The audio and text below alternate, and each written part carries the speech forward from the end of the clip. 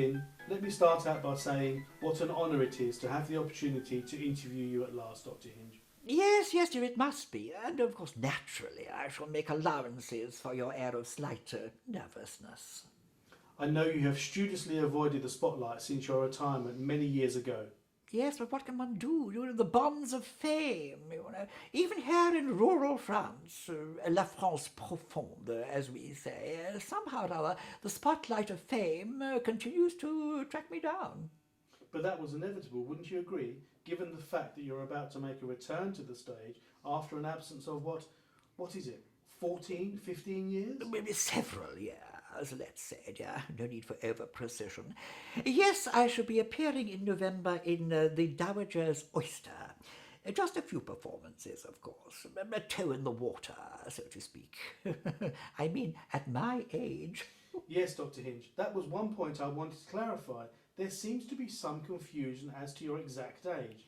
May I make so bold as to inquire just how old you are? No. No, of course not. One should never ask a lady her age. Indeed.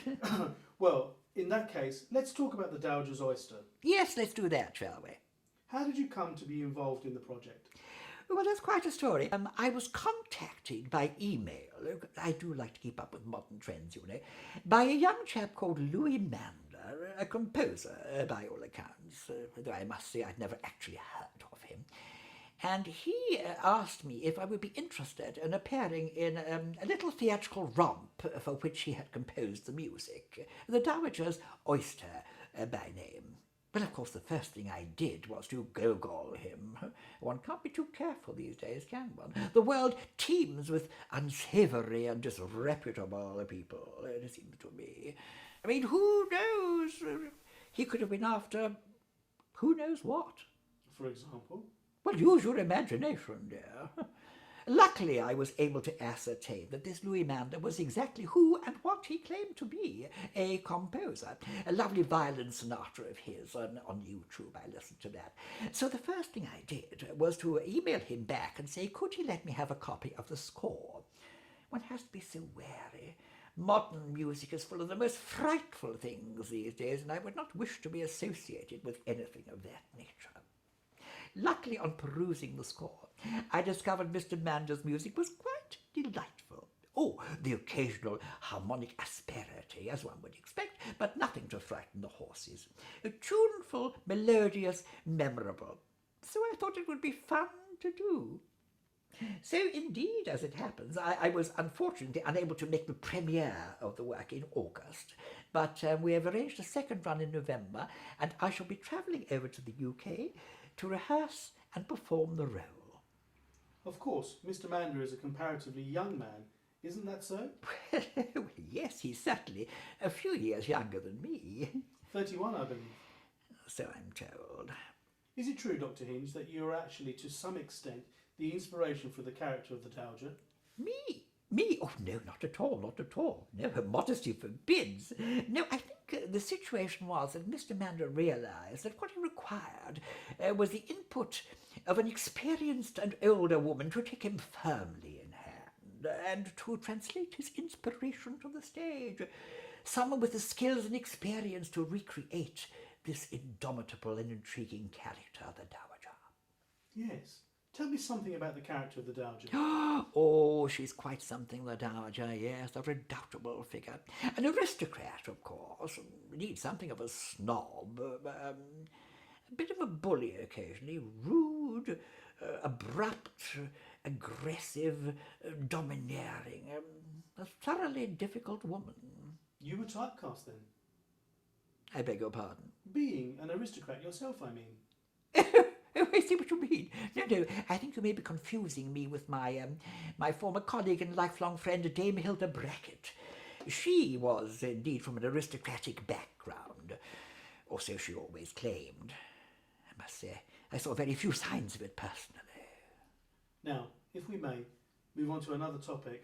I believe you've been involved in some rewriting for the show. Is that correct? No, not personally, dear, not personally. I would never dare to paddle in literary waters. No, I asked a very dear friend of mine, a well-known authoress, Miss Gina G. Glorio, if she could help out in that area, and she was happy to oblige. She's quite well regarded, you know, Gina. She wrote that thing, The Wind in My Withers. Read it, have you?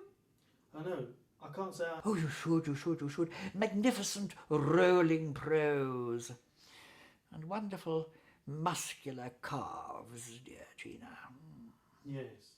I was wondering, Dr. Hinge, do you involve yourself in social media at all? Because this is where this interview will appear. Well, yes, of course I do, dear. Instagram, LinkedIn. I'm on them all.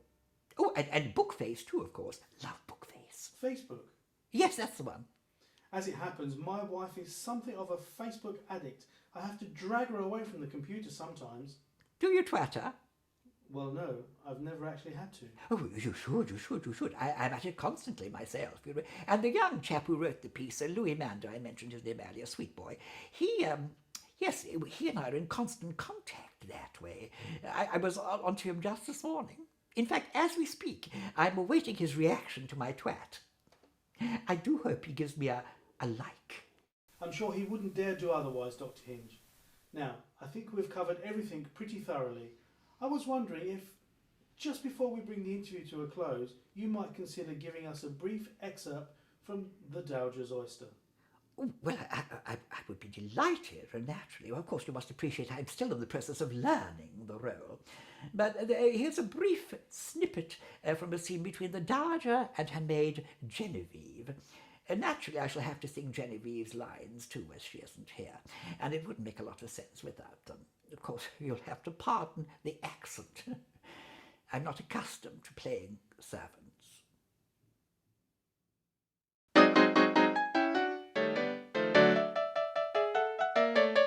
So come with me, it's time to spy, for you and I to peep and pry. We stroll around in a casual way, creating no suspicious display. So follow me, let's have no delay. My lady, I'm not so sure. This is a game I don't care for. I'm not listening. Yes, you have, I'm sure of that. I've seen you watch us bicker and shake. Now follow me, and when I quote, take this paper and make note. Let's head over to the Grinzig Shirley and listen into what they have to say.